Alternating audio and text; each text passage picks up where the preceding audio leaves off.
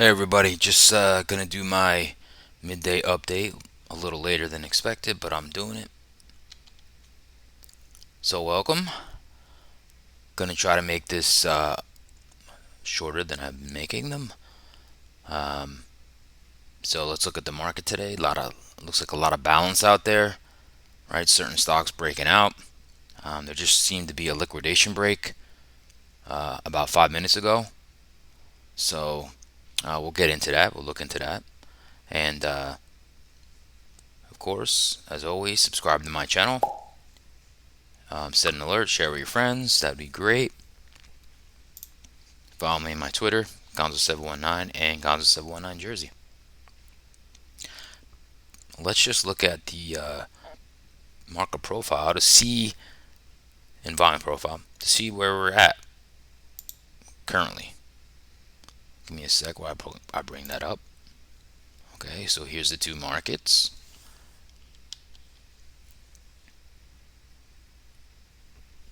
And we'll look at them. I'll expand them a little bit so we can see them a little closer.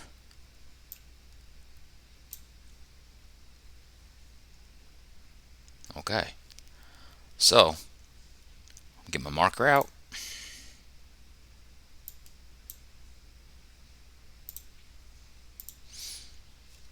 All we have is a bunch of balance going on right now. Okay, in the ES. Now what happened was, in the ES, this most traded price of the week now has moved higher, which is bullish. Okay, and now it's about here, 41.49. Call it 41.50 is the most traded price of the month, the most traded price of this year, and the most traded price of the last 5 days.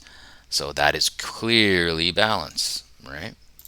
Move over to the Nasdaq. That's already been the case. The most traded price of the month and the week is 132. Okay, so we have a lot of balance going on here. Why? CPI is coming out, right? So, but that hasn't been the case of news releases or big earnings the next day. We've made moves. Okay, so real important to note, I stated in my channel this morning that we needed to stay around this level above the most traded price of the week, which was the most traded price of the week in the ES. Well, here was the midpoint of Friday's session, and we came right down to it. Okay, here's the 9 EMA daily and the most traded price of Friday, and it's also the monthly VWAP of 41.32. So forget about what you see in price action because overall these levels held. Okay, and now we just got what you call a liquidation break. So that's a quick out of nowhere selling, and what that does is strengthens the market. Okay, because you just took sellers out. Whenever you do quick move down and then a quick move back up, well, anybody who was short, guess what they did? They took profit. And now you remove sellers out of the market. I'm not saying we break out, but I definitely can see us maybe testing the highs of Friday. Okay, same in the Nasdaq. Nasdaq's a little stronger, right? But we're in a supply zone right now, and this is a pretty key resistance level. But we have to see. Now in the Nasdaq, what did we do? Right? We held above these key levels, 132. Okay, we held above those, right? I'm saying pre-market, I said we definitely can come down to the most traded price and hold it, and that's bullish as long as we stay above these levels, right? And it cleaned these singles out. I talked about this pre-market. It cleaned these singles, which is fine. Came down here and tested, and then just started making lower highs, right? And then we went right up almost to the highs of Friday. So overall, the market is kind of balancing, right? It is balancing. Okay, it just had a liquidation break, which now will probably strengthen this market. You just took sellers out. Okay, so that's what I'm looking at as far as the market profile, buying profile, right? Now keep in note today that the volume for today, okay, in the ES is only 69%. I think I have this over 20 days. It's only 69% of the average volume in the ES. In the Nasdaq, it's 79%. So it's relatively low volume. Of course, a big event, news event tomorrow, I believe it is CPI. Let me check that real quick to make sure. I don't know why my mind's blanking right now. I'm sorry. That's for Wednesday. Wednesday CPI. Okay. So that's, you got relative volumes weak. Okay. Now let's move over to the internals, which I look at. And you can see here in the ticks in the Nasdaq exchange, very compressed ticks. They're very compressed. Okay. Same in the NYSE exchange, very compressed ticks, except right here was that liquidation break. So minus 1,000 ticks are very powerful, and you had that big liquidation break, right? But now we're above. Okay. Now if you look at the breadth of the S&P 500, that's this number right here, minus 32. Closer to zero means there's the equal amount of stocks declining and advancing. It's pretty much at minus 31. That's pretty much in the middle. That's parity. Okay. Now, if we go to the weighted AD, okay, this tracks the heavily weighted, the bars in here. These bars track the heavy. They put weight on each sector is how they are in the S&P, right? That's how the S&P is actually comprised. It's weighted. So you got a plus 12 for the weighted and a minus 42 for the unweighted, which just means it treats every sector equally, which is not how it's calculated, but you just want to see if the unweighted, you use this to basically gauge strength. So it's basically zero, the weighted, right? Which means that the market's going to be most likely imbalanced, which it is. And just happens to be the unweighted is weaker, right? And why is that weaker? Well, let's move over to the sectors off the open. These are all calculated from the open, right? So dark red is over 0.5% and higher. Light pink is just negative. Light green is just positive. And heavy green, dark green's over 0.5. Okay, so that's how these are calculated. So, and then I have them in the order that they're weighted.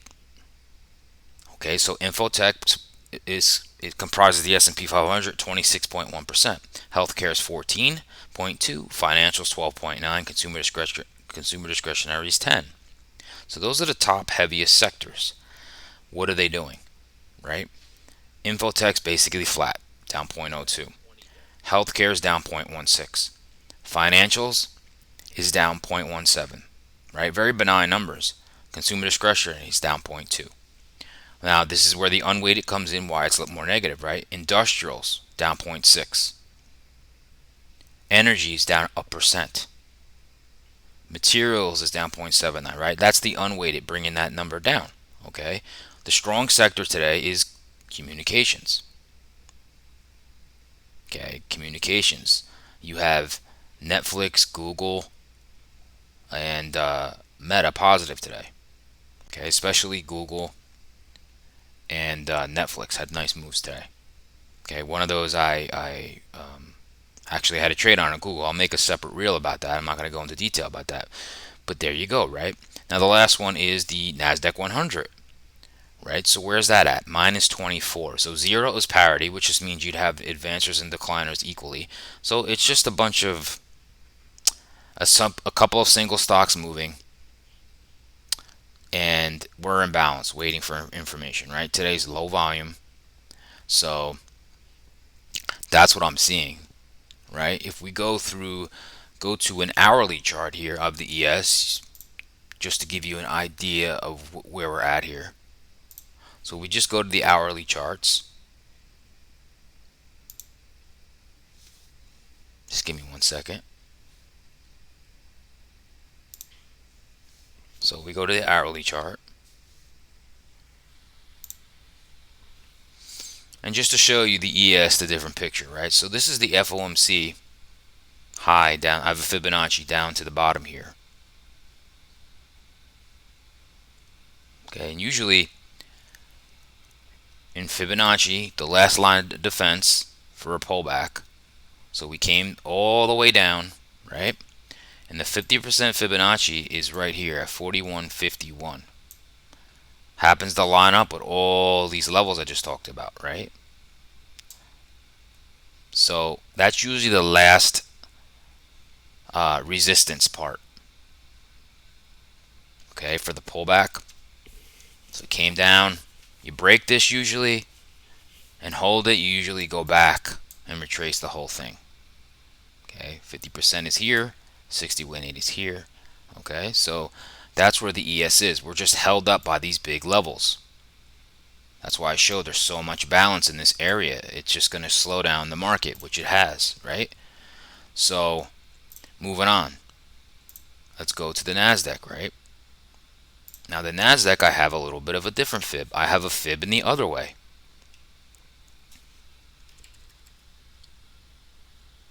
Okay? Just because NASDAQ doesn't have financials. So from this high, I have a fib going all the way up to these highs, right? And check it out. Here's the 61.8 retracement. That's the last line of defense usually. Well, look where we just made a swing low. In the NASDAQ, we couldn't close below it. And then we worked our way above the 50% fib right here. That's where we made a move. Boom. On Friday, right? And now we came down, touched the most traded price of Friday, and now we've been bought up.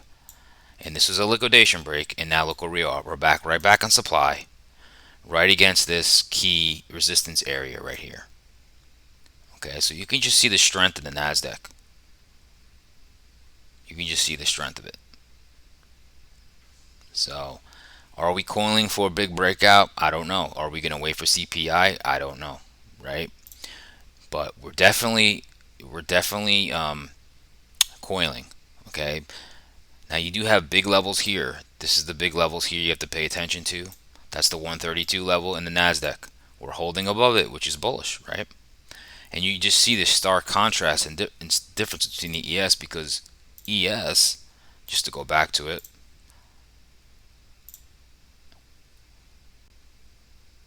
ES is just right in this big chop. It's just right in this area right here. Don't get me wrong. If we come out here and you could break out, I'm not saying that's going to happen today. We can start to move up. Okay? That's what I'm seeing. I'll bring you back over here. So that's pretty much the update of what I'm seeing. Okay. ES basically flat. So, which is fine. But like I said, we could get a little strength in the market with that liquidation break. Okay. I am going to do a little reel. I had a long in Google that I'll share. I actually was eyeing up AMD in two, and I didn't get a chance to take that.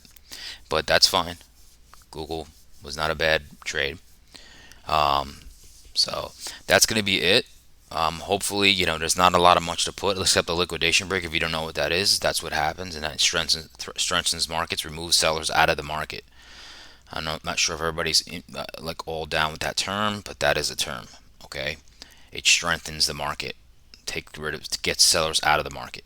So hopefully you can see why when you see that, that's what happens usually. Okay, so. That was my update, and I'll see everybody tomorrow. I'm going to make a reel on that Google trade. All right? Take it easy.